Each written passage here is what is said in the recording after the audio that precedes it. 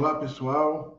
Inicialmente, né, como sempre, gostaríamos de agradecer a todos aqueles que nos seguem aqui no canal e que estão aqui assistindo essa live.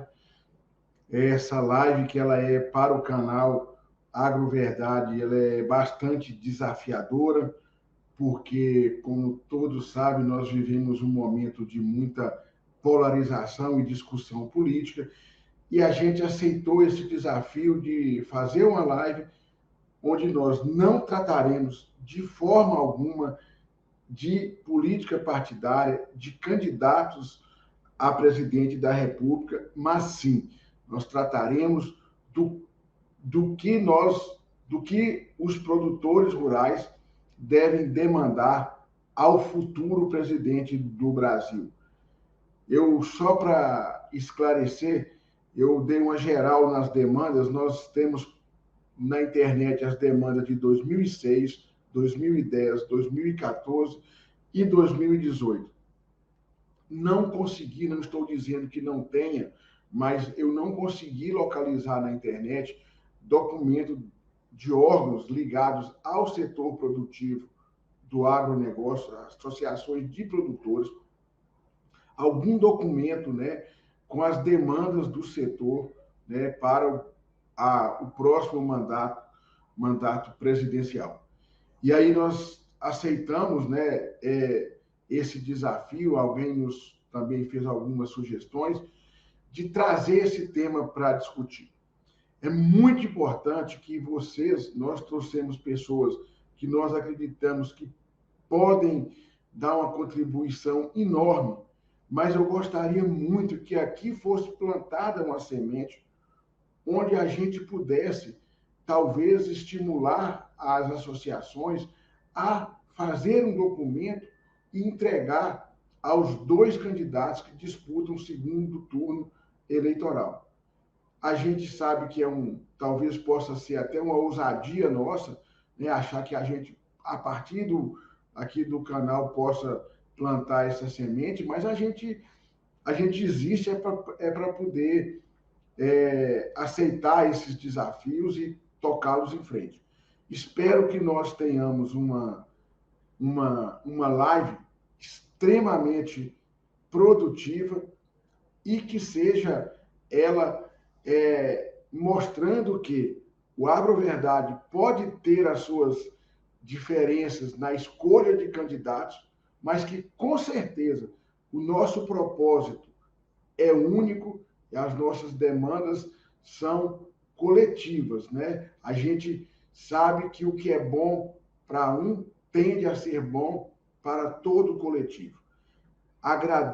Queria começar agradecendo aqui a produtora, sócia do grupo Fioravante, Flávia Cristina Fioravante, que é uma mulher extremamente ativa, tanto ela quanto a irmã dela, a Mariana Fioravante, a dona Silvana, que é a mãe das duas. Elas fazem um trabalho e elas sentem mais do que ninguém as dores do agro.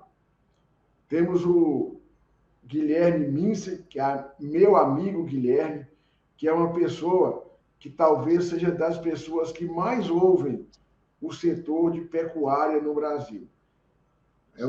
Trabalha com leilões, é produtor e é como se fosse um filtro para nós. O Guilherme sabe as dores do produtor do Uruguai, da Argentina, e aí sobe Rio Grande do Sul até o Pará, Ilha do Marajó e esse norte afora. Então, o Guilherme foi uma pessoa que nós escolhemos por estar há muitos anos na região amazônica, né? No bioma Amazônia, tá? E que com certeza vai trazer aqui propostas, né, de temas que nós deveríamos demandar. E, por fim, o nosso mestre maior, eu falo isso sem medo, né, de que a Flávia e o Guilherme fiquem doídos, o professor Tejon, que é a nossa referência, pelo menos eu tenho certeza que é da Flávia, que é do Guilherme, nós colocamos o professor Tejon porque é a capacidade dele de aglutinar interesses para o bem do Brasil e que consegue enxergar esse Brasil tão grande, tá? E juntar esse Brasil todinho na palma da mão. Então, eu acho que nós temos aqui hoje uma oportunidade. Peço a todos que façam sugestões de temas que, porventura, a gente não pontue, tá? Mas peço que vocês ponham as perguntas aqui no chat, que a gente vamos passar aqui para os nossos convidados. Eu não vou apresentar especificamente, vou passar a palavra e a pessoa mesmo se apresenta. Como sempre, né? Começamos pelas mulheres, né? Que têm feito uma diferença enorme nesse agronegócio brasileiro. Flávia, muito obrigado. E aproveito para agradecer a Mariana e a dona Silvana por ter liberado, né, do seu serviço hoje, para estar aqui com a gente. Eu sei que você veio da fazenda para estar aqui com a gente hoje. Muito obrigado. É isso aí. Boa noite a todos. Eu é que tenho que agradecer nós, mamãe, Mariana, do Grupo Fioravante agora, né? É uma honra estar participando dessa live, uma responsabilidade muito grande. Eu disse que eu estou aqui só como coadjuvante, ainda bem que sou mulher, porque se fosse por ordem de importância, eu sei que eu seria a última, porque com dois expoentes, dois feras, vamos falar dessa forma mesmo, dois feras aí, e eu e o Guilherme, então, também temos que bater continência aqui para o professor Tejon, né, Guilherme? Não vai ser fácil, então a gente só vai puxar o assunto aí, porque ouvi-lo é muito bom, né? A gente ouve horas e horas e não se cansa. Então, o Neuma falou, a gente está aí à frente do Grupo Fioravante já há 8 anos, né? Uma sucessão forçada, porque foi com a perda do meu pai. Desde então, estamos lá na fazenda, com principalmente pecuária, cria, recria, engorda, e enfrentando todos esses desafios que vocês sabem que a gente tem aí, né? Você quer que eu comece? Quer falar alguma coisa, Neuma? Posso Sim, já? Pode começar. É muito importante o que a gente está fazendo aqui hoje, né? Essa possibilidade de diálogo. Então, eu acho que a gente não deve discutir políticos, mas políticas. E a gente precisa muito aprender a discutir política. A partir do momento que a gente souber discutir muito mais política do que políticos ou candidatos ou partidos, a gente vai ter um fortalecimento de qualquer classe, né? Não só dos produtores rurais. E a gente, então, precisa desse diálogo, precisa dessa união, precisa de aprender essa discussão para a gente, então, levar essas demandas, porque é claro que a cada 4 anos nós estamos com um presidente diferente, com um governador, com um prefeito diferente, então a gente tem que estar unido nisso daí. Eu vou usar a frase do professor Tejon, depois o senhor continua, professor, de um artigo que o senhor publicou essa semana.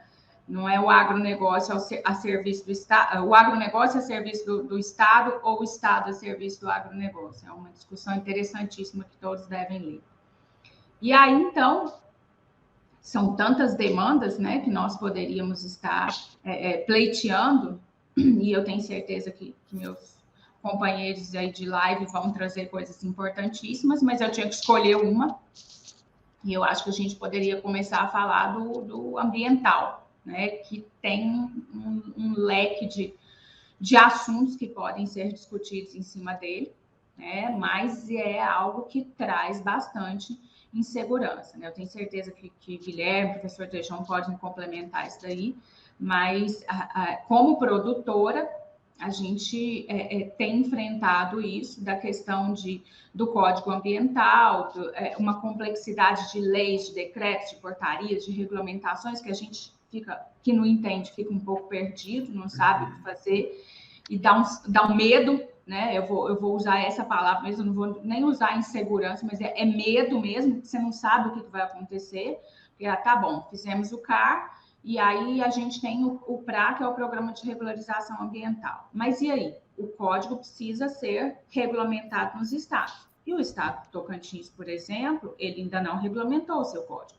Então, nós temos uma dificuldade aqui de o que recuperar ou o que... Se temos ou não temos áreas degradadas, áreas que precisam ser recuperadas, porque nós não sabemos. Pelo menos eu ainda não sei, não consegui achar se nós somos bioma amazônico, se nós somos bioma cerrado, porque isso muda tudo a questão da porcentagem, né? Então, é medo, porque a gente não sabe o que fazer. Isso acaba segurando alguns investimentos, né? E não tem essa regulamentação. Muitas vezes, há pouco tempo agora, a gente teve uma notícia aqui no Tocantins de mais de 700 propriedades bloqueadas porque estavam irregulares, porque cometeram algum tipo de crime ambiental. E muitas vezes você vai ver, não é exatamente um crime ambiental. É uma área que estava muito suja, que foi limpa, mas a pessoa tinha reserva. Então, a gente vê só os comentários e fica assim, ai meu Deus, né?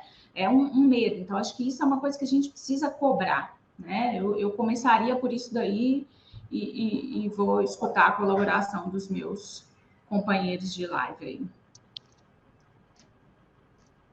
Bom, Flávia tocou num tema que eu acho que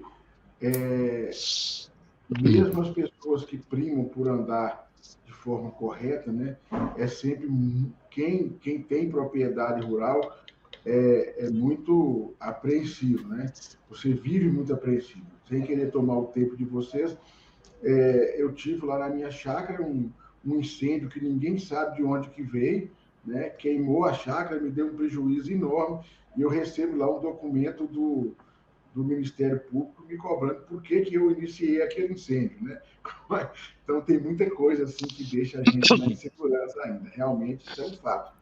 E aproveito, então, passo para o Guilherme aí, para a gente continuar. Guilherme, muito obrigado por estar aqui com a gente. Eu é que devo agradecer, professor Neumann, o privilégio de estar aqui, junto com a Flávia, o meu mestre Tejon, e com você. Meu nome é Guilherme Minsin, eu sou zootecnista, formado pela Universidade Federal de Santa Maria, no Rio Grande do Sul, e já tenho, na minha vida profissional, 40 anos trabalhando na Amazônia. Nós viemos para cá, para aquele tempo ainda, o CEPATU, Centro de Pesquisa Agropecuária do Trópico Úmido, da Embrapa, e trabalhamos na iniciativa privada em diferentes regiões aqui do estado do Pará. Um estado gigantesco e um estado que abrange um bioma espetacular. Tudo aqui favorece a zootecnia, tudo aqui favorece a produção, tudo aqui tem de favorável. A Amazônia sempre foi uma solução, jamais ela foi um problema como é tratado. Na pergunta do professor Neumann, quando ele nos ligou, convidando gentilmente para a gente conversar hoje aqui com vocês, a primeira vontade que dá é começar a fazer uma relação de tudo que a gente queria pedir para um presidente. Mas aí faltam laudas, falta tempo para você tentar completar tudo isso. É muita coisa que a gente queria de um presidente. Então eu reduziria isso a uma norma, eu reduziria isso a uma lei. Se o presidente da República pudesse assumir e colocar uma lei irrevogável nesse país, a partir desse momento fica proibido atrapalhar ou prejudicar qualquer produtor rural brasileiro. Ponto. Mais nada. E essa lei fosse seguida. Esse país, num passe de mágica, multiplicaria a sua produção, num passe de mágica, reduziria todos os índices drásticos que nós temos negativos, porque nós produzimos mais alimento, isso reduz não só vários fatores negativos, mas como soma também muito a nutrição, a saúde e a todas as outras as questões. Isso seria fundamental. Quando a gente fala em Amazônia e quando a gente fala em trabalhar nesse bioma, a primeira coisa que nos vem à cabeça de tentar conversar com essas lideranças maiores é dizer que nós precisamos urgente um insumo que se chama planejamento estratégico, que depois nós vamos ver, é óbvio, como planejar esse país, mas principalmente nós temos segurança fundiária. Sem segurança fundiária, não tem como você investir numa propriedade, não tem como você planejar ela, não tem como você estruturar ela, se você tem, no caso da Amazônia, 20% produzindo dessa área, 80% de reserva, que nós não estamos discutindo, foi adotado no principal código florestal do planeta, isso. Nós temos essa reserva de 80%, mas nós precisamos ter, é óbvio, a segurança que aquela reserva não vai ser atingida, não vai ser, por qualquer outro fator, ela derrubada. Isso é uma questão, parece, bastante clara. A outra questão que a gente sempre reivindica e sempre precisa para se trabalhar em qualquer setor é a questão de logística. Termos logística, e essa logística é um termo tão amplo, e se fala agora um pouquinho mais em ferrovias, mas nós temos hidrovias, e aqui os rios são nossas ruas, isso é uma música aqui no Pará. Eu aproveito para todos os paraenses que estão nos assistindo, desejar um felicídio. Nós estamos no Natal dos paraenses, aqui é Natal, imagina que país gigantesco. Estou falando aqui de Belém do Pará, do Natal dos paraenses, e amanhã nós vamos estar dormindo lá em Rio Branco, no Uruguai, já que o Neumann citou, amanhã nós vamos estar lá no Uruguai, nos leilões de Brangos e de Angus, ou seja, são coisas, parece tão diferentes, no fim tem uma afinidade muito grande. Quando a gente fala em segurança e quando a gente fala em logística, a gente fala em coisas que somente o Estado, somente o poder público pode resolver para nós. Nós não temos como produtores rurais, ou como técnicos, como zootecnistas, poder intervir nisso. Nós temos hoje tecnologia, conhecemos essa tecnologia, nós temos o conhecimento, está aí o professor Neumann à frente de uma universidade que é destaque para nós, a Universidade Federal de Viçosa, e tudo que o pessoal faz hoje na área de cerrados. Nós temos hoje conhecimento da Amazônia de muita coisa. Eu trabalho na produção e reprodução de pirarucu numa ilha da Mexiana, contra a costa da ilha do Marajó, enfim, produção de alevinos, de um peixe pré-histórico espetacular, e que a gente tem o conhecimento e pode multiplicar ele, e pode fazer tanto dentro de uma cidade muito pequena, mas pequena principalmente para o seu desenvolvimento humano. Então, nós temos lá no município de Chaves o menor IDH do Brasil, onde tem fartura, onde nós temos luz, nós temos condições de água doce potável, temos tudo isso. Então, eu quero somar isso que a Flávia comentou nesse início, para a gente, como num jogo de vôlei, levantar essa bola para o craque fazer o corte, o craque cortar. Esse craque, eu tenho o privilégio de ter como amigo, já ter participado junto com ele, o professor Tejon. E aí, professor Tejon, o senhor vai ter que nos dizer como é que a gente vai montar todo esse quebra-cabeça, que você nos citou bem aqui antes de começar, como é que nós vamos juntar essas pecinhas todas e entregar para um presidente. O meu candidato, Tejon, o professor Neumann queria que eu não revelasse, mas o meu candidato a presidente da República é exatamente você, Tejon. Eu queria levar você... Eu ia ter muitas soluções. Não pode fugir, não. A Flávia poderia ser a ministra da Agricultura, porque a Flávia já tem a Tereza Cristina aí, que foi tão bem, ela poderia... E eu ia continuar dando palpite, eu e o Neumann, nós ia continuar dando palpite e falando o que vocês deveriam ter feito a mais aí. Boa noite, professor Tejon, uma satisfação estar com o senhor aqui. Bom, pessoal, Guilherme, eu só queria, antes de passar lá a palavra para o professor Tejon, pedir para as pessoas o seguinte: nós temos alguns comentários aqui, a gente está pedindo para poder apagar, e eu não estou apagando em função do comentário de candidato A ou B, não. Nós não vamos transformar o chat num octágono, né, de briga política. Nós temos uns assuntos muito interessantes aqui hoje, então eu pedi para os palestrantes, por assim dizer, não fizessem nenhuma manifestação política, afora da indicação do professor Tejon, que eu também vou ser eleitor dele, que é brincadeira, obviamente, né, gente? É para descontrair aqui a live, mas eu queria pedir: não insistam nessas brigas, que isso não leva a gente a nada. Vamos ouvir aí as pessoas e vamos deixar sugestões e fazer bons comentários, né? A gente entende o momento, mas eu vou pedir de novo, eu vou continuar apagando qualquer comentário que mencione candidato A ou B. Tá bom? Professor Tejon, com a palavra. Obrigado, professor Neumann, Flávia, Guilherme, obrigado pelo carinho, aí vocês exageram, mas olha, o Raul Seixas tinha uma música: papai, não quero ser perfeito, porque se eu for eleito, vão querer me assassinar. Nada disso, não. Nada dessa história, estou com o Raul Seixas nessa. Mas olha, o Brasil é um paraíso subadministrado, mas é um paraíso.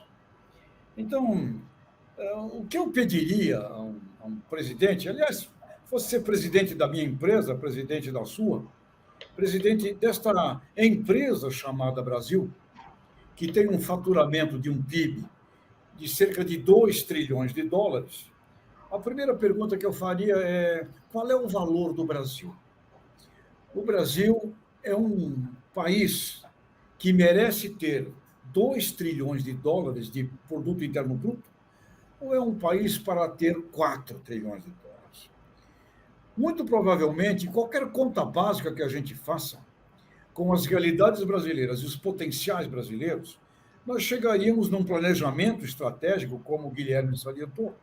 Olha, o Brasil é um país para ter um produto interno bruto de 4 trilhões de dólares, dobrar de tamanho. Bom, como faremos ele dobrar de tamanho? Aí você olha para as suas realidades que você já tem.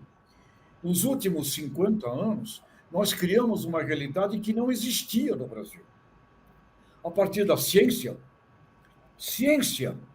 educação da ciência, nós aprendemos a fazer uma riqueza chamada agropecuária no mundo tropical, no cinturão tropical do planeta Terra, onde os antigos achavam que nada se produziria, a não ser as coisas típicas, o cacau, a borracha, a cana-de-açúcar, nada se faria.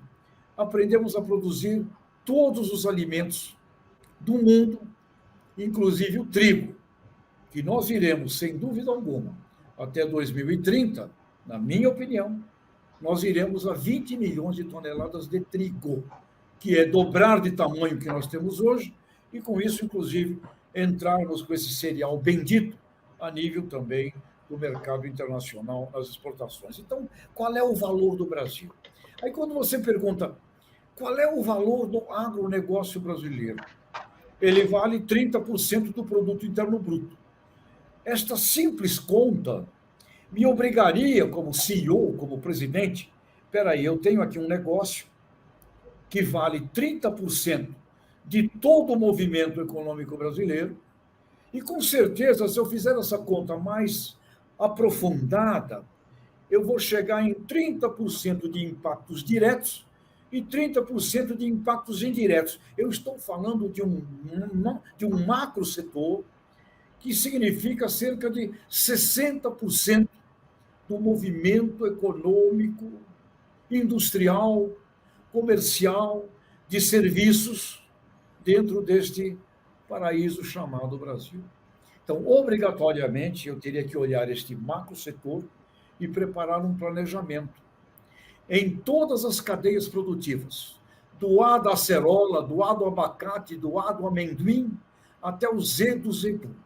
Olhar um por um, incluir nesse diálogo o setor industrial, porque as agroindústrias é onde onde elas vão gerar e agregar valor. Eu teria que incluir o mundo do comércio, porque é o mundo do comércio que vai expandir mercados, que vai buscar mercados no mundo onde nós podemos ir lá vender. E os serviços da educação, serviços da logística, serviços financeiros, serviços de seguro. Todo este universo representa os 30% do PIB. E, com certeza, se eu pretendo entregar o meu governo em 2006, podendo dobrar de tamanho a economia brasileira, porque pode, porque nós temos tudo para fazer isso, inclusive neste momento estratégico, planetário, pedindo por segurança alimentar, pedindo por segurança energética, pedindo por segurança ambiental. Nós somos o país do momento. E não somos simplesmente mais um país do futuro, porque nós temos seres humanos, como muito bem a Flávia aqui representa, produtoras e produtores rurais competentes. Nós temos como Guilherme, de zootecnia, de mundo de Embrapa, de confederação, de federação, na liderança, nós temos cooperativas. Com as cooperativas brasileiras, nós poderíamos eliminar cerca de 4 milhões de pequenas propriedades que passam fome através do cooperativismo. E nós poderíamos ampliar gigantescamente a produtividade no outro 1 milhão, que está inserido relativamente de médio a muito bem no mercado produtor. Portanto, o que eu pediria ao próximo presidente, fosse quem fosse, qual é o número, presidente? Qual é a meta que o senhor tem para entregar à economia brasileira em 2026? Dentro dessa meta, onde eu vejo como obrigatório pelo nosso tamanho, pela nossa necessidade e pela oportunidade, a agronegócio dobra de tamanho. Mas existe potencial real para isso, Tejão? Qual é o valor que vocês dariam para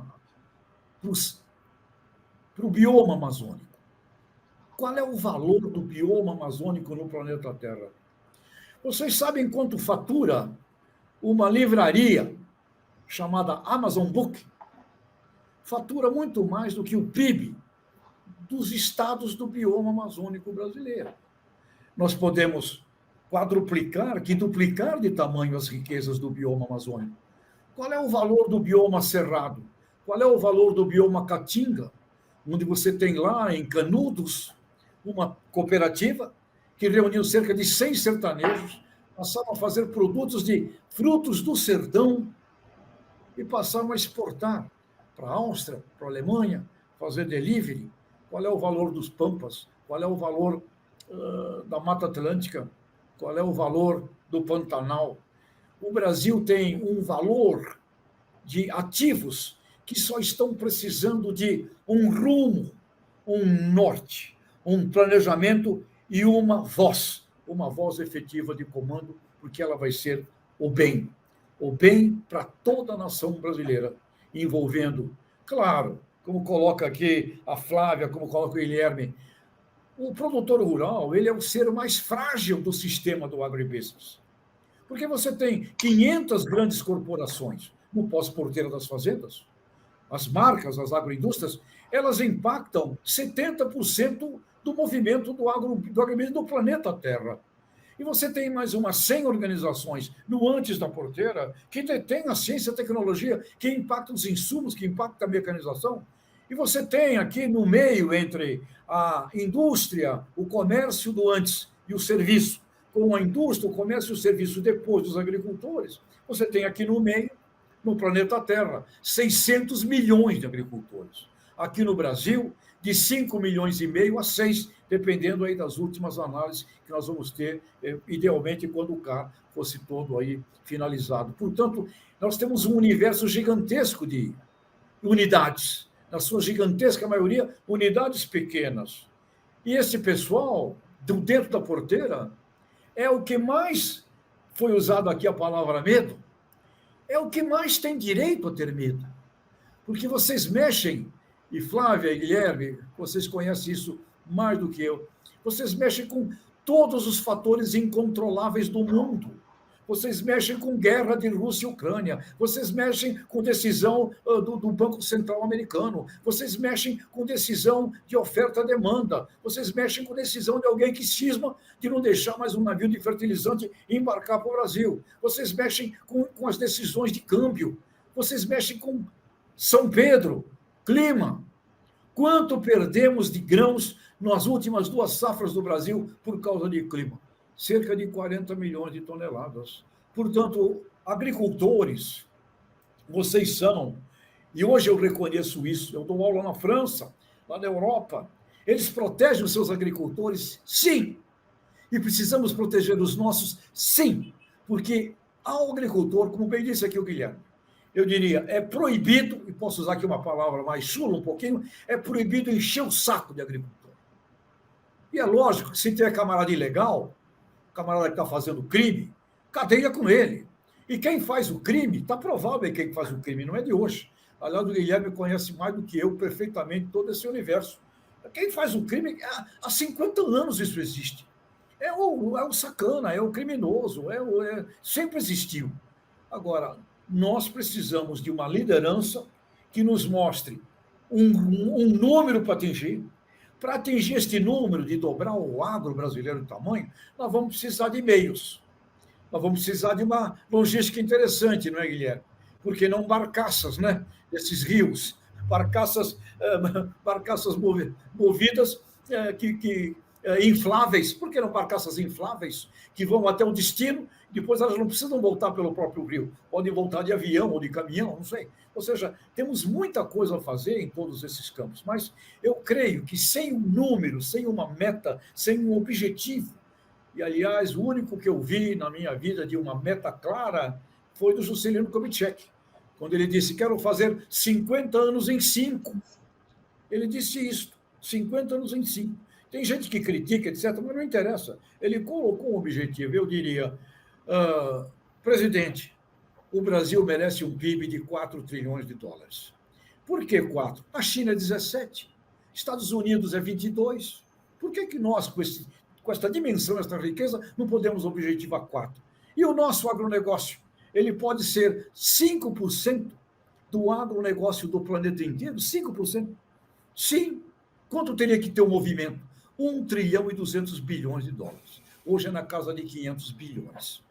Dobrar de tamanho, chegar a 1,2 trilhão de dólares no produto interno bruto do agro e business brasileiro, não é algo impossível, até porque em tudo que você vê, para onde você olha, você tem oportunidade, oportunidade, oportunidade, do A do abacate ao Z do zebu, e nessa Amazônia aí, quanta riqueza, sem contar o que nós poderíamos fazer de parques maravilhosos, de turismo ecológico, para faturar muito mais do que fatura as organizações Disney na Flórida e na Califórnia. Poderiam ganhar muito mais dinheiro do que a turma lá da Disney. Ou seja, é só oportunidade. E a gente fica brigando aqui, discutindo, quebrando pau, xingando. E outra coisa importante também, o agronegócio, pessoal, ele sempre esteve acima de governos. Eu fiz uma análise desde 1970 até agora. O agronegócio sempre superou governos. E nós tivemos alguns seres humanos em governo extraordinários. Cirne Lima, lá em 70, Alisson Paulinelli, em 74, até Delfim Neto, foi ministro da Agricultura em 79, tivemos o ministro Turra, Roberto Rodrigues, Glairo Maggi, nós tivemos alguns nomes, a grande maioria dos nomes dos ministros da Agricultura ao longo da história foram sempre superiores à média dos seus governos. E este também, Tereza Cristina, extraordinária ministra, né? E eu queria também aproveitar, o Guilherme, e eu sempre provocar o doutor João. Doutor João, chame as confederações nacionais empresariais, coloque elas todas reunidas e juntos com CNI, CNT, CN Financeira, CN Coop, todas juntas vamos fazer um grande plano para o desenvolvimento do Brasil a partir da iniciativa privada. E iniciativa privada e os ministros do novo governo, porque todos os ministérios têm a ver com o agronegócio, e vamos fazer o plano. O plano é, Brasil, em 10 anos, 1 trilhão e 200 bilhões de dólares, e eu entregarei o governo em 2026 com a metade desse número já realizada e já apontada para esse crescimento extraordinário. Desde os ribeirinhos, dos pequenos, dos micros, dos segmentos, dos nichos, até as grandes unidades empresariais, cada vez mais casadinhas com o setor agroindustrial, que tem que participar, porque também caberá a eles protegerem os seus agricultores. Agricultores, vocês merecem ser protegidos, preservados, valorizados, sim, porque vocês são um elo sagrado nessa originação, uma originação cada vez mais cobrada de qualidade, de sustentabilidade, de inovação, de digitalização. A semente passou a ser um algoritmo. Através da semente, você decodifica tudo o que você tem que fazer com satélites, ou seja, uma pressão gigantesca de evolução em cima da categoria de produtores que trabalha a céu aberto. Então, tem que ser preservada, tem que ser protegida, tem que receber apoio e tem que receber, sim, subsídios também. Faz parte do show, porque lá no mundo, os agricultores dos países que sabem qual é a importância deles, os protege, os preserva e os aplaude. No Salão de Agricultura de Paris, são aplaudidos, tá bom? E não vamos esquecer dos terroirs. Quanta gastronomia, quantas bebidas, quantas coisas espetaculares, né? E nesse teu Pará aí, cada coisa maravilhosa que tem da gastronomia, do terroir, que é outra riqueza gigantesca. Portanto, o Brasil é um paraíso.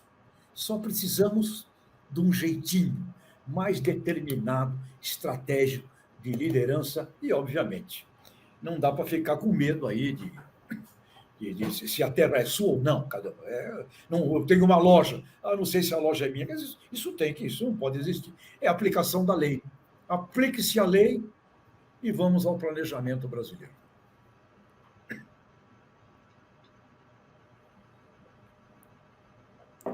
Mas é isso, Neumann. O seu telefone. O seu...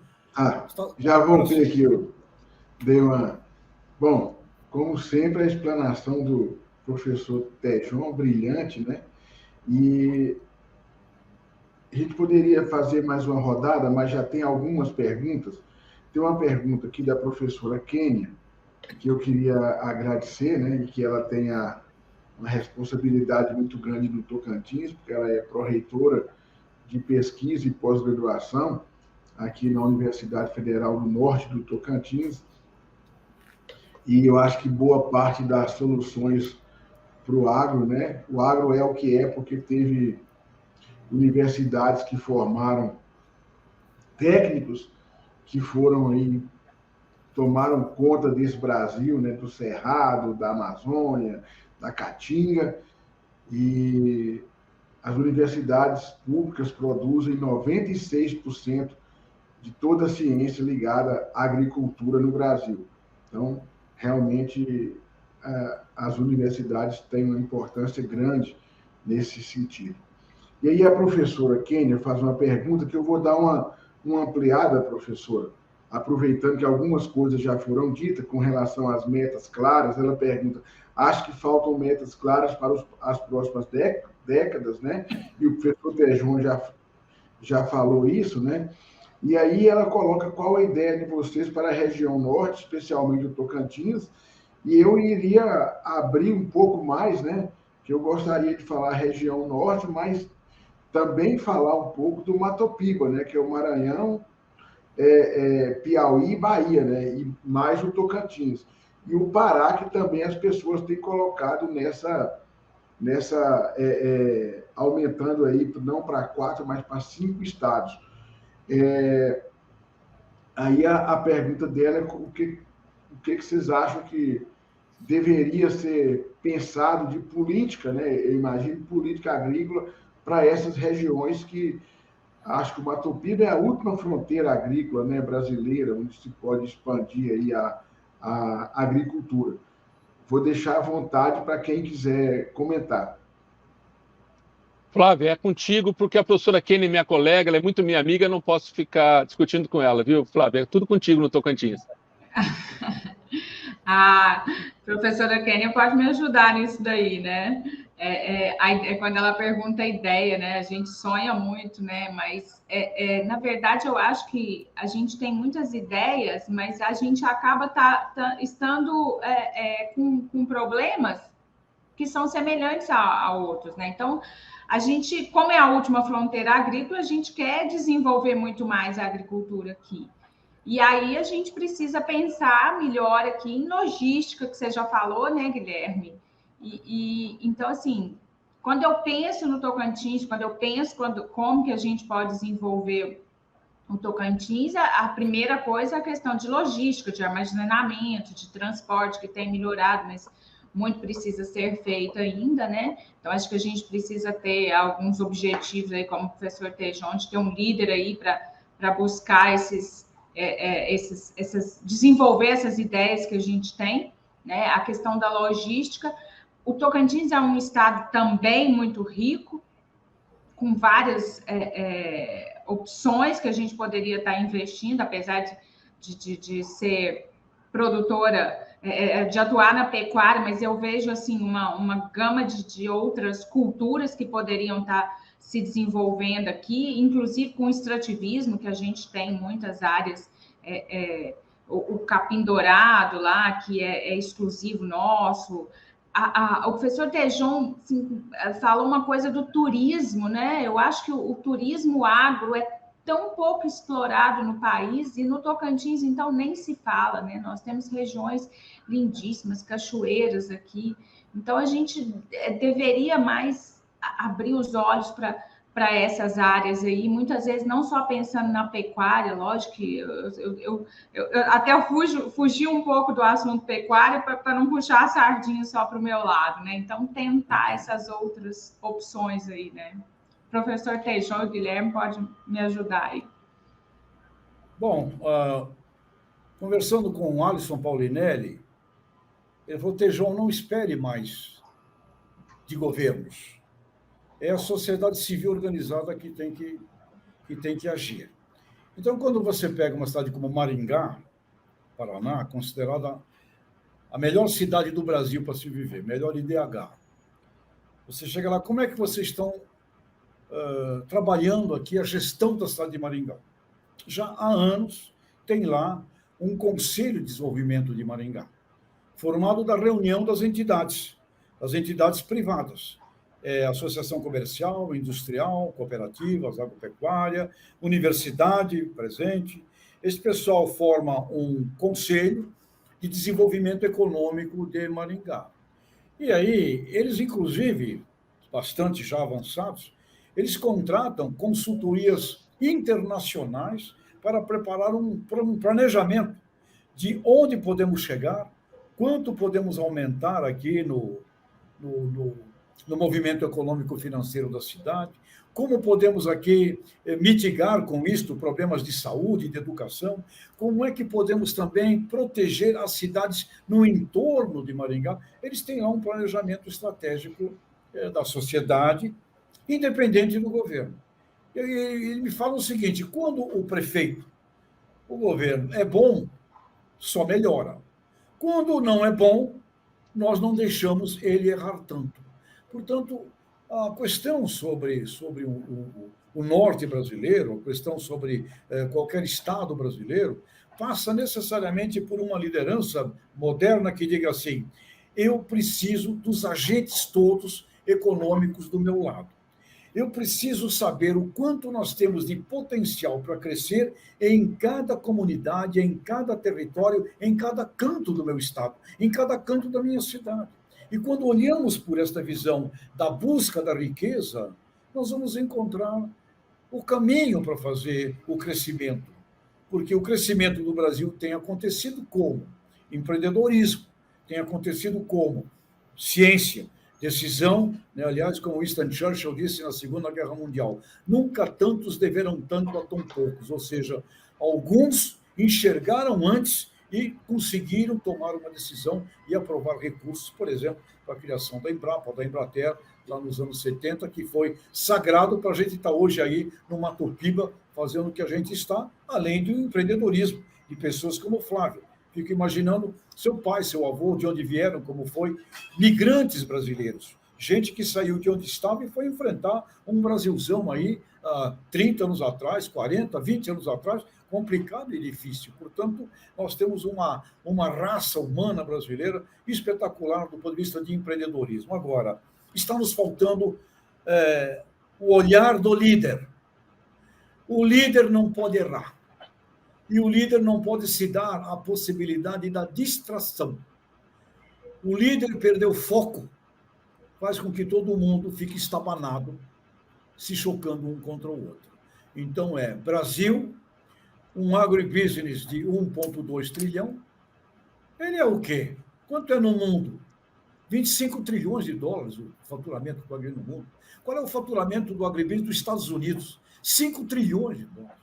O Brasil não pode ser 1,2? Pode ser 1,2. É se a gente olhar, planejar e seguir para ele. E para seguir para ele, eu vou ter que estimular esse tipo de raciocínio a nível do país, a nível de uma convocação de Brasília, mas em cada município eu tenho que estimular esse tipo de atitude, porque vai ser em cada município que nós vamos liberar a agroindústria, o comércio, os serviços, porque sem agroindustrialização, nós não vamos fazer o 1,2. Quando você fala que o PIB do agro é 30% do país, esses 30%, quanto é agropecuária nos 30% do PIB do país? É 30%. 70% está antes da porteira, um pouco, e o gigantesco número está depois da porteira. Você está na pecuária. Quem é que... Você vende para quem? Quem é o teu cliente? Agricultor, quem é o teu cliente?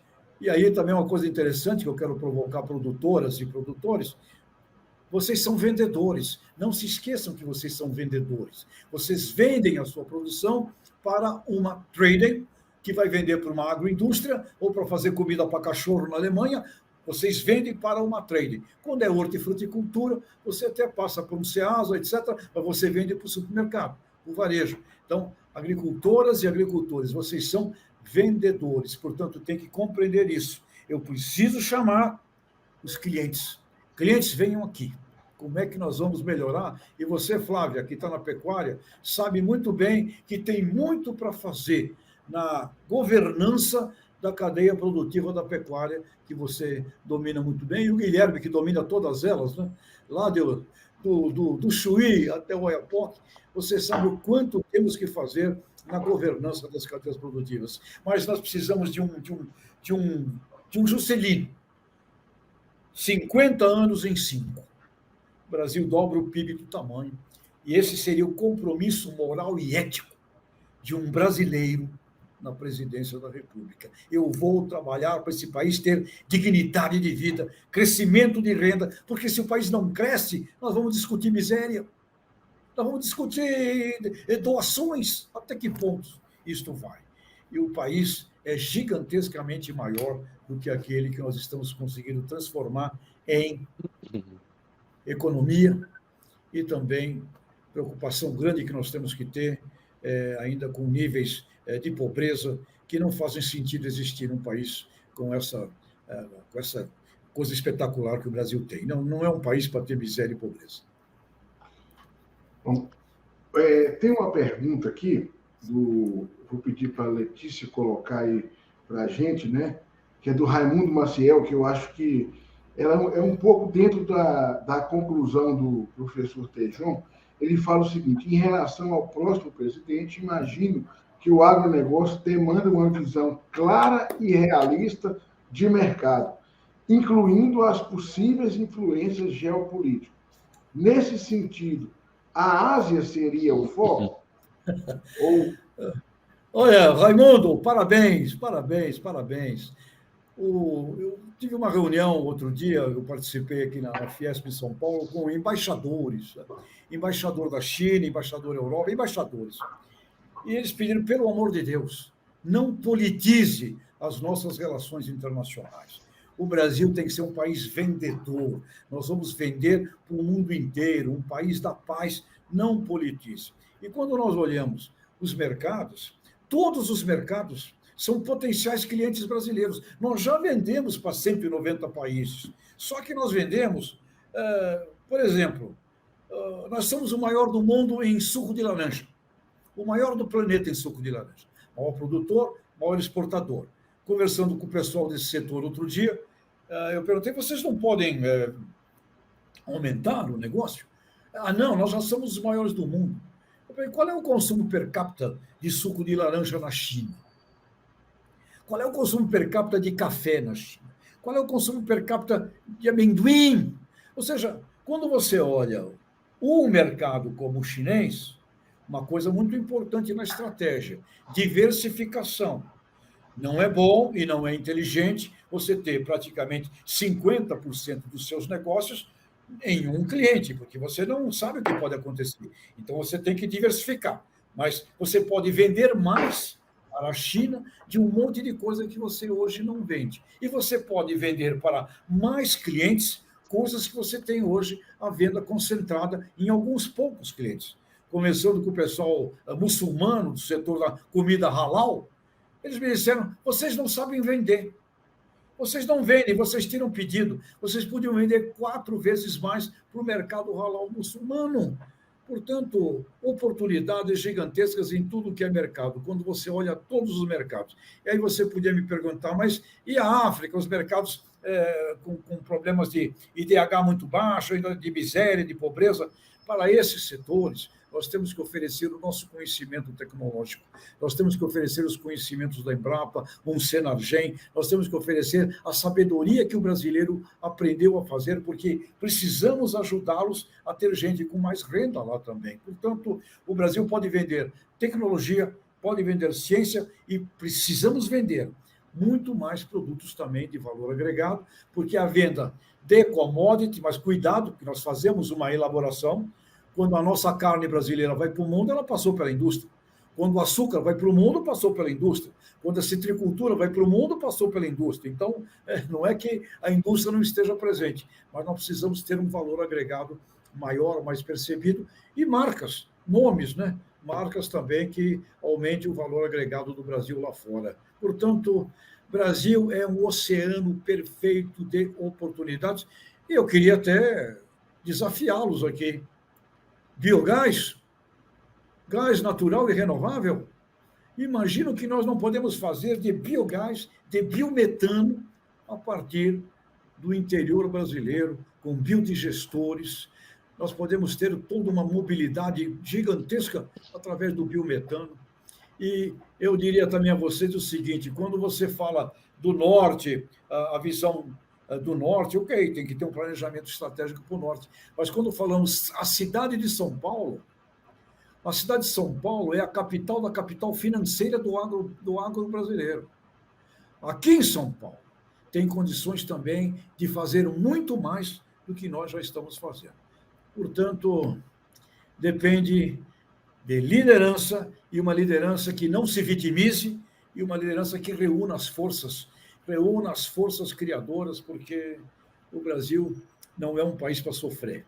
O Brasil é um país para ter muita alegria e muita riqueza para todo mundo. João, me permite eu pegar uma deixa que você citou, quando a pergunta do Raimundo ela é muito importante porque ela fala em mercado, ela fala para onde nós estamos nos dirigindo. Eu acho que é vital essa pergunta. Parabéns, Raimundo. Eu tive o privilégio, João, de passar em 2019 um tempo na Índia. E lá, junto à embaixada em Nova Delhi, nós temos lá os nossos embaixadores do MAPA, a pessoa que cuida do MAPA a respeito do agronegócio chegando lá. E, casualmente, era um agrônomo gaúcho. Eu, louco para comer alguma coisa que não tivesse o tempero indiano, fui lá para a casa dele, já me convidou. Chega uma hora que tu não aguenta mais o tempero, em 15 dias tu perde 5 quilos.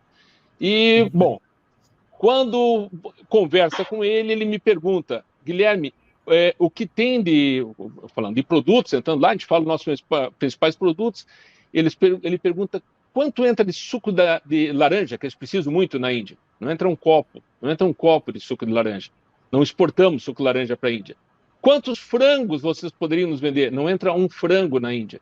Um mercado espetacular, um mercado que, quando nós vamos falar em Ásia, nós estamos, claro, sempre falando em China, claro, eu reconheço, mas o da Índia é algo para ser analisado. Então, eu estou colocando isso, Tejon, porque nós temos aqui, só para citar aqui no Nordeste paraense, uma grande empresa, Citropar, uma empresa paulista, se instalou aqui, Júnior Zamperlini, o Grupo Zampa, é conhecido em São Paulo, você conhece ele, instalou aqui um polo de produção de citros no Nordeste paraense, numa área totalmente isenta de pragas. Nós não temos qualquer praga que você conheça da citricultura aqui. Cercamos ela, são 7, 8 municípios, cercamos, que eu digo, a Agência de Defesa do Estado, cercou rodovias e coisa para continuar isento de praga, produzir mudas lá dentro, e assim, toda a produção é exportada e não tem para onde trazer. Onde eu quero chegar nisso no Raimundo? Porque é aquilo que a professora Kênia perguntava lá atrás, é a mesma, chega junto, Flávia, naquela pergunta dela, que eu acho que nós temos que identificar dentro da iniciativa privada, e aí eu quero deixar bem forte isso, dentro da iniciativa privada, que o governo tem o dom de errar, eles erram muito. Quando eles querem fazer um programa de estímulo, eles estimulam alguma coisa errada. Pelo menos aqui é assim.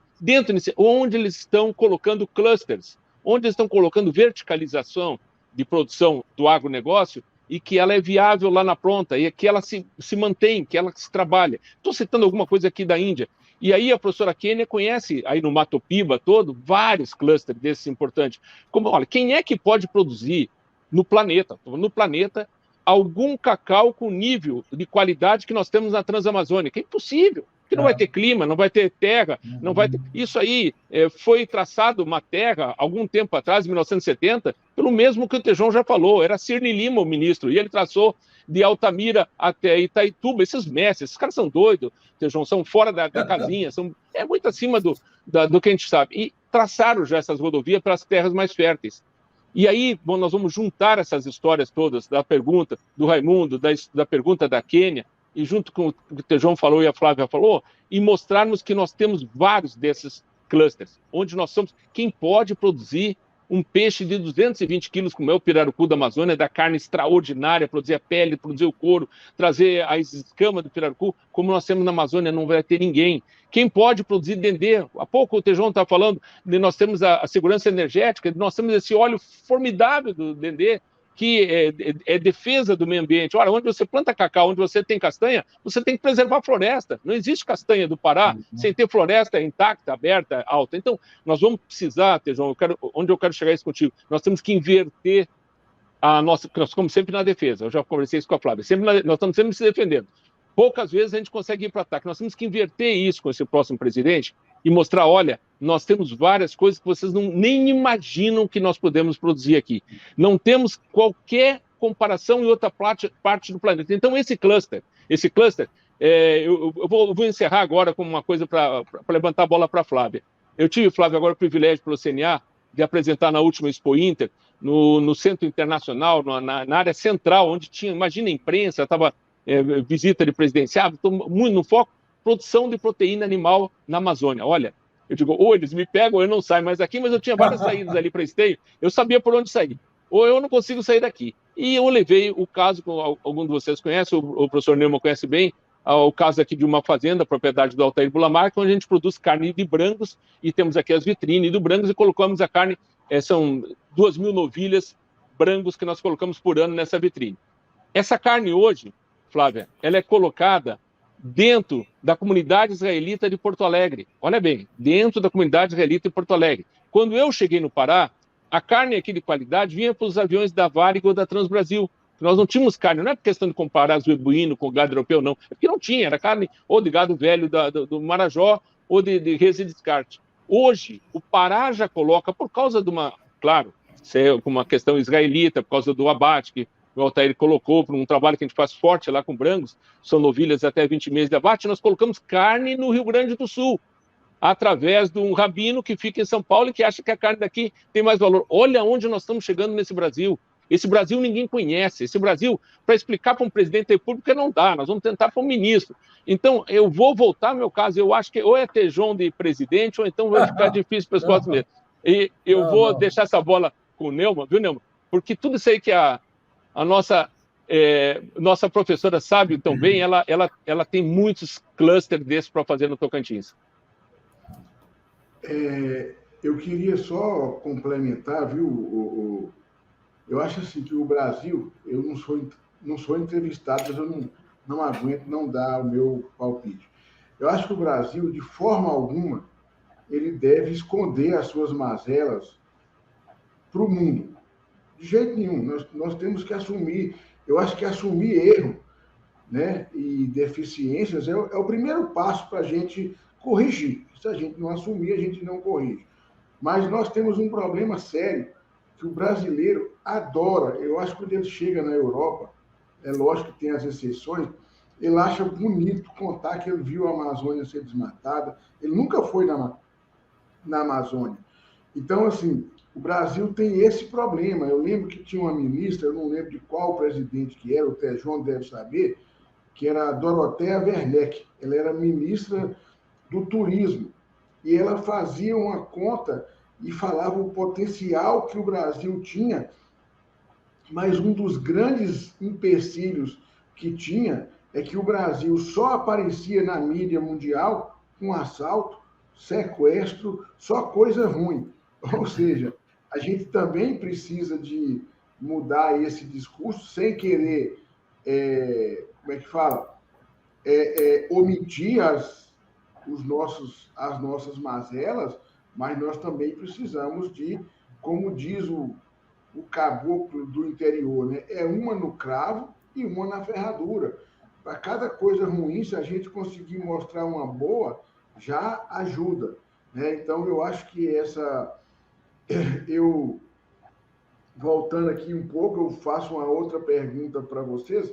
Tem uma pergunta do Tiago Silva, nosso colega professor da Federal Rural da Amazônia, tá? Mas antes do Tiago aí, viu, Letícia, eu queria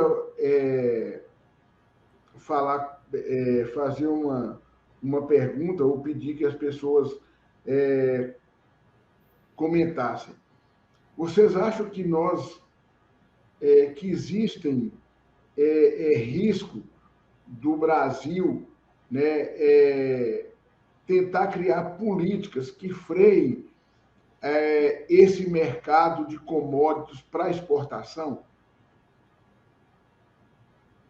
A exemplo do que já aconteceu em outros países, de haver um desestímulo a esse mercado, a busca desse mercado mundial que vem crescendo aí nos últimos 20 anos. Isso seria dar tiro na cabeça.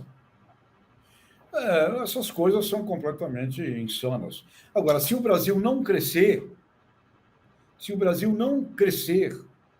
e a miséria crescer, você entra num buraco negro, onde pode ter esse tipo de coisa.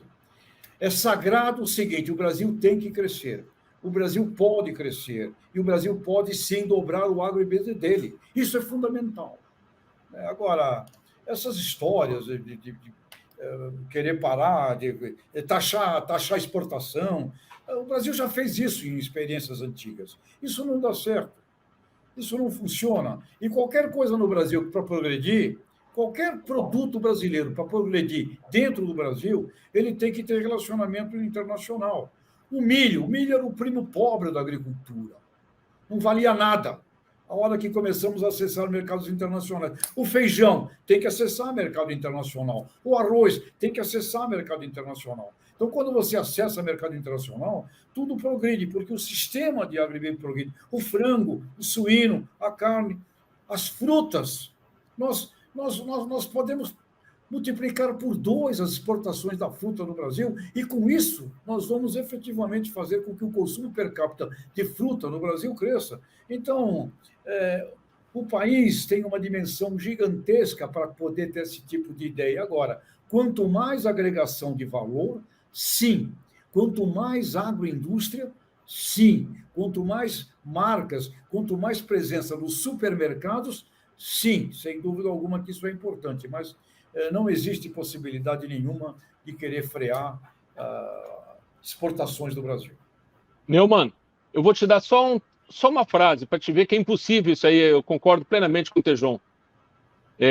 Proibir exportações, que no caso reprimir. Uma frase só: Pelé é muito melhor que Maradona. E um dia, viu, Guilherme, lá na Argentina, estávamos num debate sobre isso, né? Mas por que o Pelé é melhor que Maradona? Eu falei: olha, existe uma coisa chamada métricas. Observa as métricas da performance de cada um e a conclusão será óbvia. As métricas do Pelé são estupidamente maiores que as métricas do Maradona. Com todo o respeito, Maradona, puta jogador, legal, né? Bom, vamos fazer aqui a pergunta aqui do Tiago Carvalho. Agradecer aqui. O Tiago é um grande pesquisador na área de trabalho aí com silagem de gramíneas tropicais e culturas alternativas. Muito obrigado, Tiago. Ele pergunta: em outros países existem regulamentações dos sistemas por meio dos índices produtivos ambientais. Os senhores acreditam que isso pode ser buscado ou considerado pelo governo junto aos incentivos? Eu acho que isso é uma coisa interessante para quem está assistindo, né? E nós já fizemos uma live aqui com uma colega que mora em Luxemburgo, e ela mostrando quanto que as questões, produtos, quanto mais corretos são produzidos, né, mais valor ele tem, classificações e incentivos, né, para esse tipo de produção. Aí eu passo a bola aí para vocês. Não vou escolher nenhum, não. Quem quiser comentar, fique à vontade. Tiago, você bem simples primeiro aqui, Tiago. Não, viu? Quanto menos governo, menos Estado, melhor. Não adianta criar regulamentação. O produtor que não trabalhar em ambiente equilibrado, ele paga com a sua produtividade. Ele não vai sobreviver. O produtor é muito mais inteligente que nós imaginamos. Aqueles que estão fora dessas métricas, que estão fora de não entender o animal é herança, mais o meio ambiente que ele convive, e dentro desse ambiente ser equilibrado é a mesma coisa com o vegetal. eu acho que menos Estado, menos governo, não adianta criar essas métricas, até porque elas seriam muito discutidas e difíceis de ser executadas. Alguém quer fazer algum comentário? Eu não sei se eu entendi, mas assim, o Guilherme falando isso, talvez até uma dúvida minha, né?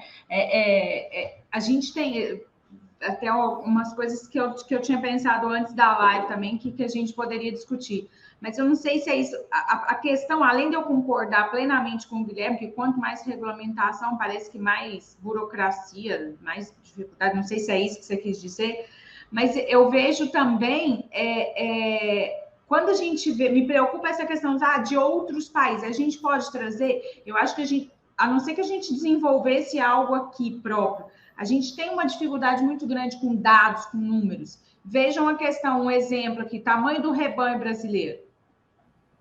Vocês concordam com aquele último número? Porque eu comecei a ver e parece que, sabe, eu não consegui achar. Então, assim, a gente não está conseguindo nem o número do rebanho, né? E aí me preocupa isso. E quando você vai, por exemplo, um outro assunto, não sei se o Thiago pensou nisso, carbono, né? Produção de metano, de bovino, de consumo de água, pegada hídrica, é um negócio que assusta. Aí tá lá em todos os lugares, 1 quilo de carne, não sei quantos mil litros. Aí só foca nisso, ninguém sabe o que é água azul, verde, cinza, nada. Então, assim, será que a gente não precisa mexer em outras coisas primeiro, depois? Não sei se é isso que ele quis dizer, não sei se complementei, Guilherme, mas eu penso muito nessa questão dessas... não são fidedignos, talvez, os dados que nós temos, e a gente criar mais ia trazer mais problemas. Eu acho que o governo, realmente, através do governo, é um problema, mas nós, cada vez mais, nós vamos ser cobrados, né, por alguns índices, né? E eu acho que uma outra coisa que o professor Tejon falou aí na França, né? E a gente está engatinhando em uma dificuldade imensa, é a questão da indicação geográfica, denominação de origem. Isso é outro mundo que nós precisamos, né? O pirarucu que o Guilherme produz lá na ilha, né, próximo lá do Marajó, uma indicação geográfica desse animal, denominação de origem, pode fazer toda a diferença e talvez tenha que ter, por exemplo, algum incentivo, né, do governo, no sentido de dar aquele início. É lógico que as certificações aí não podem ser privadas. Bom, eu queria passar aí para... Tem uma pergunta aqui da Marta, né? A carga tributária no Brasil é elevada, burocrata e injusta. Não teria necessidade urgente do próximo governante ter um sistema mais justo e moderno para que o agronegócio possa aí desenvolver? Eu não sei se vocês entenderam, eu vou repetir. A carga tributária no Brasil é elevada, burocrática e injusta. Não teria uma necessidade urgente do próximo governante ter um sistema mais justo e moderno para que o agronegócio, aí está faltando aí uma palavra, possa se desenvolver? Então, se o Brasil não cresce, ou cresce pifiamente, você precisa de dinheiro para sustentar o que você já tem. Mas nós vamos acabar com isso. Vai acabar nada, não vai conseguir. Então, se o Brasil não crescer, não tem reforma tributária. Mas tem que ter reforma tributária para o Brasil crescer. Não. O Brasil chegou onde chegou, do jeito que é, e tem gente que fez acontecer. A melhor palma do mundo, Guilherme, está aí no Pará. Empresas que foram aí fazem um trabalho genial, reconhecidas por todas as ONGs do mundo, aí no Pará. Então, tem gente que faz. Nós temos que fazer o Brasil crescer. Meu Deus, não, nós temos que fazer o Brasil crescer com o sacrifício que tiver que ser feito. É a partir do crescimento do Brasil que nós vamos poder cortar efetivamente tributos. Porque senão fica, vamos cortar tributo, tá bom, e aí, como é que você faz? Eu acabo com o serviço público, eu mando embora não sei quem. Eu acabo com os recursos da Universidade do Estado, que é um absurdo. Pelo contrário, você precisa de mais dinheiro e não menos. Embrapa precisa de muito mais dinheiro, não menos. Ou seja, se o Brasil só tem um caminho, crescimento. E esse crescimento não pode ser 1,2%, 2%, 3% do PIB. Tem que ser crescimento de líder mesmo. Vai crescer 10% ao ano. Tem que ser coisa desse tipo. E o Brasil pode. Quando crescer, e se crescermos, e vamos crescer, então você vai fazer todos os cortes que tem que fazer. Vai arrumar emprego para todo mundo. Porque você não pode dizer, tu agora vai ficar sem emprego, porque tu é funcionário público. Vai lá fazer isso. Tem que crescer, crescer, crescer, crescer. Se não cresce, não tem reforma. Tem que crescer. Sagrado. É como se tu fosse um empresário. Tua empresa não cresce, você começa a mandar a gente embora. Vai reduzir despesa. Cresce menos, reduz mais despesa. Morre. E o Brasil não é país para olhar pelo lado do corte. É um país para olhar pelo lado do crescimento. Eu insisto nisto, e é isso que eu cobro veementemente aqui das lideranças. Liderança que não tem uma meta, não sabe para onde vai. Se não tem uma meta, não vai olhar o como fazer a meta. E o como fazer essa meta vai exigir, muito provavelmente, quando você fala em reforma tributária, o acerto tributário que eu vou ter na cadeia produtiva do pirarucu, desde a genética até o consumidor final dele, é diferente do acerto tributário que eu vou ter na acerola. E vai ser diferente do acerto tributário que eu vou ter no suco de laranja. Quem disse que é um modelo? Eu posso precisar estimular e incentivar, de forma distintas, diversas cadeias produtivas. Empreendedores, empreendedorismo. Agora, vejo por aí a grande síntese. A meta, o como fazer a meta, e a partir disso aí, sem dúvida alguma, muita ciência e muita educação. Muita ciência e muita educação. Sem ciência e sem educação, nós estaríamos igual a 1960. Nós não teríamos chegado, não estaríamos aqui reunidos no Matopibapá, né?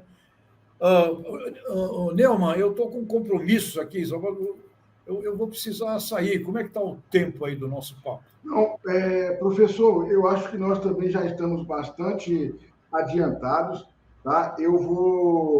Tem várias perguntas, tem outras perguntas aqui no chat e tal, mas aqui o pessoal coloca os comentários. Eu só gostaria, eu vou passar a palavra agora, dessa vez, pelo Guilherme, pelo Tejon e depois para a Flávia, no sentido de que vocês deem aí alguma sugestão de encaminhamento, o que a gente poderia fazer, porque a ideia do que eu teria, né, seria no sentido da gente tentar plantar uma semente aqui e colocar um documento. Eu vou fazer uma inversão, vou passar a palavra para o professor Tejon, porque, professor, o senhor pode encerrar, pode sair, eu entendo o seu compromisso, nós vamos só encerrar. Não vai durar mais do que 5 minutos, é meu compromisso, tá? Tá bom, vamos lá. Aqui, tá?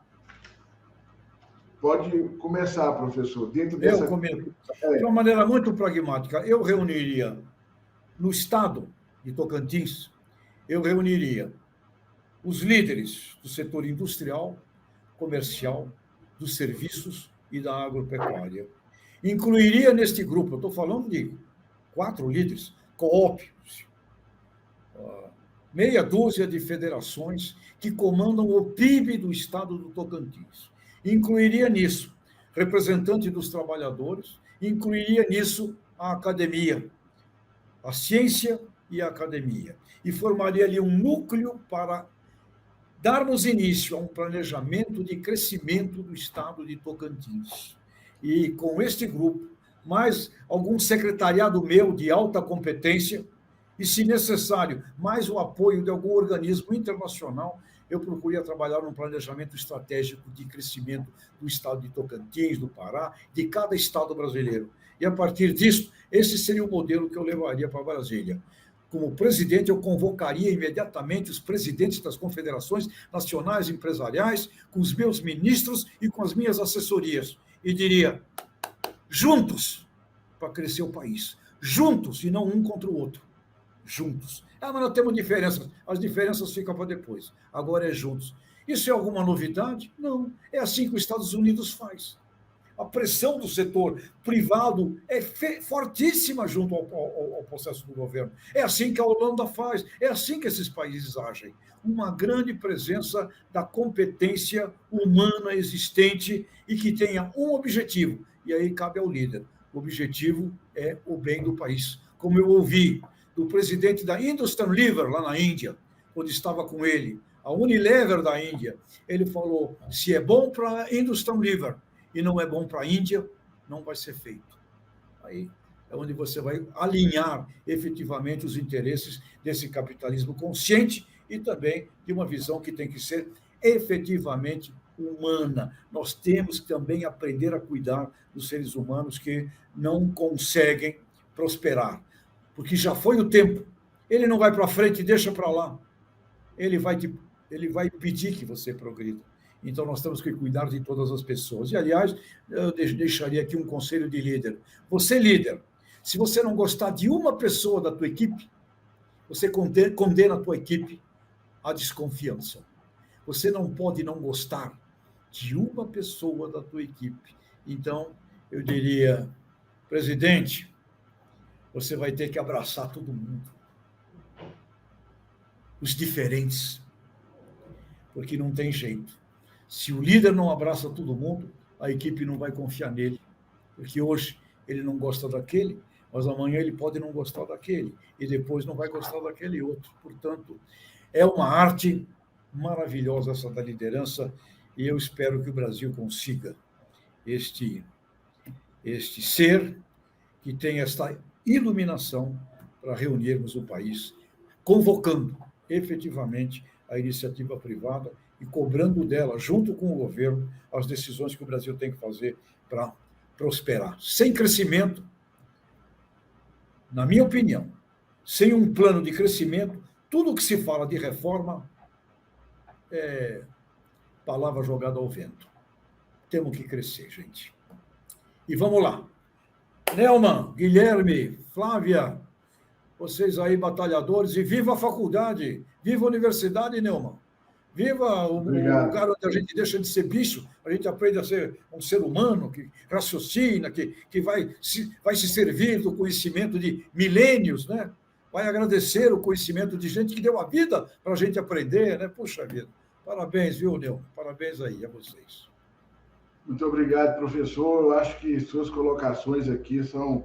A live fica gravada, a gente pode rever várias vezes, que cada vez que a gente assistir, certamente vai ter alguma mensagem que da primeira vez a gente não conseguiu ver. Professor, muito obrigado. Eu fico até... O pessoal está me perguntando como é que eu consigo o professor Tejon no canal Agroverdades. Eu falo assim, é porque eu sou uma pessoa muito bonita. É porque, professor, muito obrigado pela consideração que o senhor tem aqui com a Universidade Federal do Norte do Tocantins, com o grupo das mulheres do agronegócio. O senhor tem todo um olhar especial por nós aqui do Tocantins, eu acho que do Brasil inteiro o senhor é sempre muito solícito. Que Deus continue te iluminando, que tem muita saúde. Neumann, Guilherme, Flávia, todo mundo que está com a gente. A gente já está com 70 anos, então já andou por aí, já conversou com muita gente melhor que a gente. Eu queria deixar a definição de amor. A definição de amor para vocês, que é... Eu levei anos para entender essa definição. Amor, para mim, é aperfeiçoamento das imperfeições. Quando eu amo alguma coisa, eu fico incomodado. E o objetivo é aperfeiçoar aquilo. Portanto, vocês bem colocaram, tem muita coisa imperfeita no Brasil, como tem no mundo, o planeta é imperfeito. Mas quando eu encontro algo imperfeito, que coisa maravilhosa! Ali vai exercer o amor, aperfeiçoamento das imperfeições. E quando eu faço isso com o que está do lado de fora de mim, eu sou o maior beneficiado. Portanto, eu amo o Brasil. E o lugar mais gostoso do mundo, quando eu estou no exterior, é quando eu estou com o meu avião pousando no aeroporto de Cumbica, em São Paulo. Eu amo o Brasil. Vamos aperfeiçoá-lo.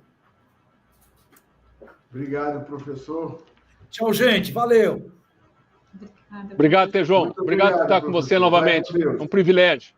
Obrigada. Bom, Guilherme, agora eu vou tomar um tempinho de vocês, né? Gente, a gente ouviu o professor Tejon, eu acho que como é que fala? É de uma felicidade, né?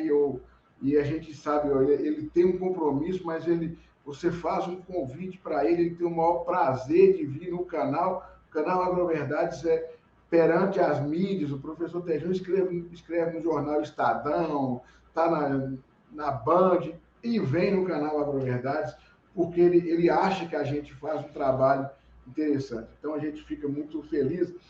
Eu vou só dar aqui, viu, antes de passar para a gente finalizar, nós vamos fechar com a fala sua e da Flávia, mas eu tenho que, meu momento Rádio Itatiaia, né? Tem muita gente hoje, o Tiago, a Fabrícia, que é nossa colega lá no departamento, o Alex Rocha, que é do primeiro período de zootecnia, a Maíra Araújo, que é da Fazenda Aviação, a Alessandra Silva, que imagino que seja ex-orientada nossa, o Hudson da Fosplan, Thaís Feitosa, Marlon Batista, Vitória Marino, Geston Fausto, que é nosso colega lá no Colegiado de Zootecnia, Pedro Almeida, a Kênia, que já fez pergunta, nossa pró-reitora de pesquisa, Luiz Mauro Leite, Fazenda Buriti, Lucas Silva, Marconi Ferreira, José Raimundo Assunção Caminha, do curso de agronomia, a Marta Rezende, nossa colega Martinha, que é da Tortuga. Ontem nós estávamos rezando na mesma igreja, né, Marta? Foi bom que choveu, nossa oração valeu a pena. Forragicultura e Pastagem, a nossa amiga Janaína Martucelo, que ela tinha me mandado um livro em setembro, só hoje o professor Emerson me entregou. Janaína, até o dia 4 aqui no Produpasto, Mirosmar, Carlos Eduardo Freire Veiga, meu amigo Carlinhos, Lahiri Filho, Fernanda Rezende, Paulo Sérgio, João Renato Costa, João Vitor, Ricardo Zambarda, lá direto de Palmeira das Missões, esse conterrâneo aí do Guilherme, deve ter formado, acho que não foi junto não, né? Acho que o Ricardo deve ter sido. O Anderson Andrade, Marina Souza, Mário Lucena, Marina Klasener, Elizabeth Cirne Lima, né? O Adailton Ribeiro, de Palmas, o Hércules de Souza, Joaquim Antônio, Leila Klenner e a Marla, Ana Bonotto, Bruno Rodrigues, Tiago Carvalho, que eu já falei, e o nosso Jobim, que nós estamos tentando convencê-lo a vir para a região amazônica para dar uma contribuição aqui com a gente. Pessoal, todos que assistiram aqui, muito obrigado. E eu gostaria eu vou passar para a Flávia, mas eu acho que vamos, cada um da sua forma, aí, pensar e incentivar a gente a criar algum documento. O Guilherme tem um contato maior lá na Federação da Agricultura do Estado do Pará. De repente, a gente pode trabalhar aqui na nossa federação e fazer mais ou menos aquilo que o professor Tejon falou. Eu vou passar primeiro para a Flávia, para ela dar aí a mensagem final, depois o Guilherme eu encerro de novo. Flávia. Que difícil depois daquela fala do professor Tejon, né, Guilherme? Ainda bem que eu vou deixar para você encerrar. E agora? Não, eu vou aceitar tudo que tu falar e o Tejon, pronto, assina embaixo. Eu achei perfeito. Eu acho que a gente tem que partir para isso mesmo, um documento criado em conjunto, né, ouvindo as demandas de todos e pedindo que cada um, de repente, faça a sua contribuição e envie. Se a gente não conseguir uma reunião, eu falo que nem sempre a gente consegue reunir esse pessoal todo num momento que está tão conturbado, né? Mas eu acho que isso é essencial, que a gente saia com alguma coisa aqui, de repente a gente, vamos falar aí com os sindicatos, qual que é a sua demanda, o que a gente pode falar, porque eu acho que a gente não pode deixar o projeto, né? Vou chamar de projeto, o projeto finalizar assim, não. Eu acho que é muito importante que a gente faça isso.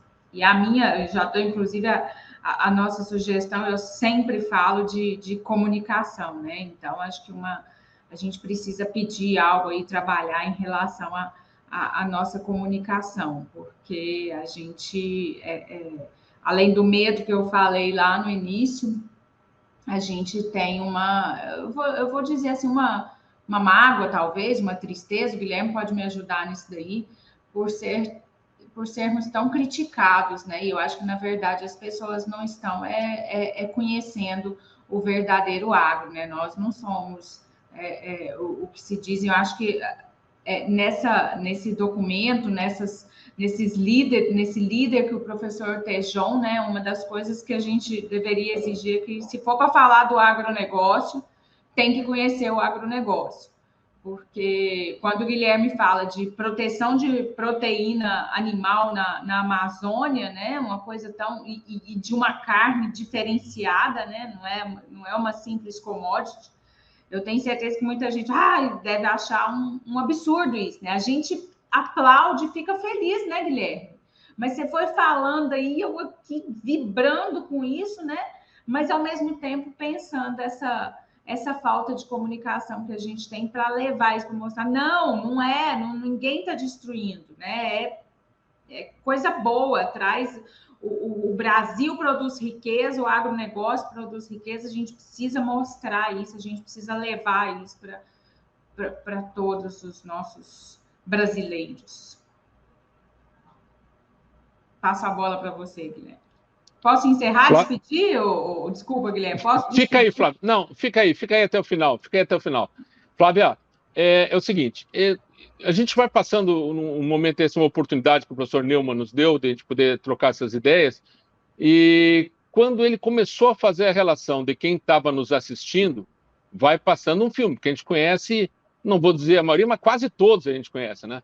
E ele termina com o nome do Clóvis Cabreira Jobim, né? Colega de turma, parceiraço, o homem que lá em Maringá hoje revoluciona lá na reitoria, passa por nomes aí que são muito queridos para nós. Mas o que eu quero comentar com isso, Flávia, é muita gente boa trabalhando para o agronegócio, sabe? É pouca gente falando mal, pode ter certeza, é que eles talvez tenham um espaço maior nessa comunicação que você fala. Mas nós temos que fazer mais disso, reproduzir mais produtos do AgroVerdades, né? A gente tem a certeza que esse trabalho do professor Neumann, que ele faz com maestria, se a gente reunir o que tem de live da AgroVerdades, a gente pode formar uma biblioteca extraordinária. Quando ele fala que a Janaína está nos escutando lá de Minas Gerais, São José del Rei lá, né?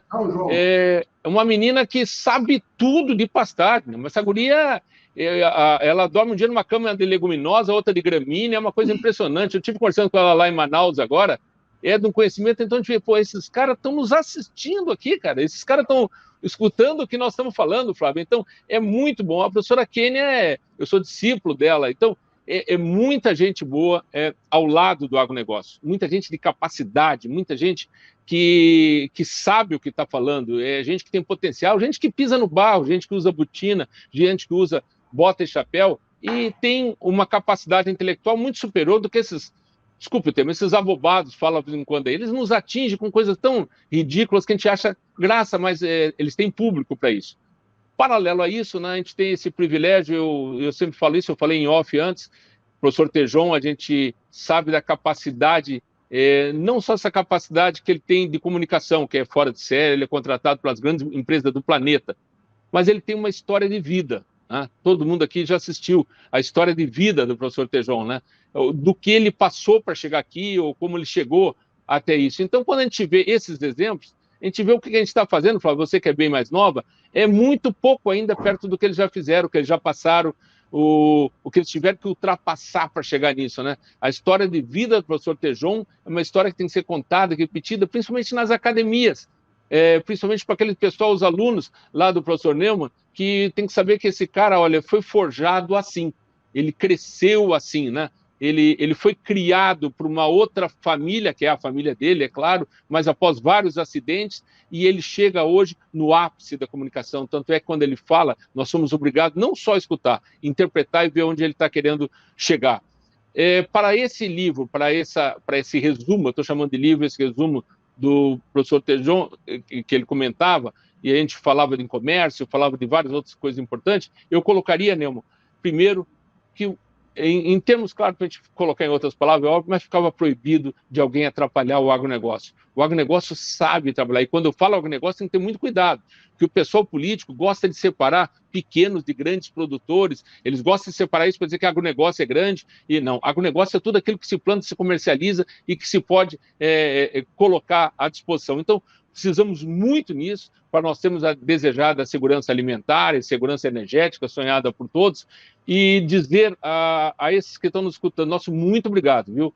Muito obrigado mesmo, Neumann, pelo convite, obrigado aí, Flávia. Eu não sei, na minha cidade tem uma família muito destacada em Cachoeira do Sul, Fioravante. Eu não sei se tu é dos Fioravante de Cachoeira do Sul, de lá, ou se tu migrou depois. Mas são, bom, deve ser parente de algum lugar teu. E eles, eu tenho a certeza hoje, Neumann, que você, com o seu comando, mais uma vez, você faz algo que é intrigante. Não é algo definitivo, não está amarrado esse pacote, mas eu acho que a gente deve fazer esse documento sim. Eu estou à tua disposição. Nós vamos estar amanhã, depois da manhã, lá na FARSUL, no Rio Grande do Sul também. Existem esses temas lá, e esses temas são discutidos por lá, e eu estou à tua disposição para a gente poder amarrar um pacote Brasil, um pacote que tenha todos esses biomas, e essa pergunta para esse futuro presidente, que aí dia 30 nós vamos saber qual do que tem. Um forte abraço a todos, um beijo. Nós estamos aqui, repito, no Natal dos Paraenses, na data mais importante aqui, que é o Círio de Nazaré, e a gente vê aí 3 milhões de pessoas na rua com muita fé, muita fé. E essas pessoas, muitas vezes, são levadas para um lado que a gente não gostaria que fosse, mas nós precisamos cada vez mais, com essa segurança alimentar, dizer que esse é o país do futuro. Muito obrigado. Eu sinto um privilégio de participar com esses meus colegas, com a Flávia, com o Tejon e com o Neumann, e principalmente por essa audiência que a gente teve, que é extraordinária. Muito obrigado pelo privilégio de poder estar aqui.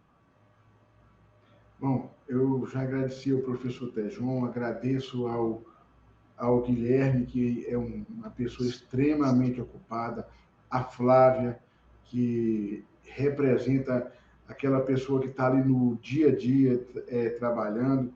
Eu espero que a gente, a partir, consiga avançar e tentar construir um documento. O pessoal da FASUL, eu conheço lá o pessoal de lá o Lauro Sagrilo, o pessoal lá de, esqueci o nome, da Capão do... Como é que chama? Não vou lembrar o nome da cidade. É Santiago, e são 3 cidades lá.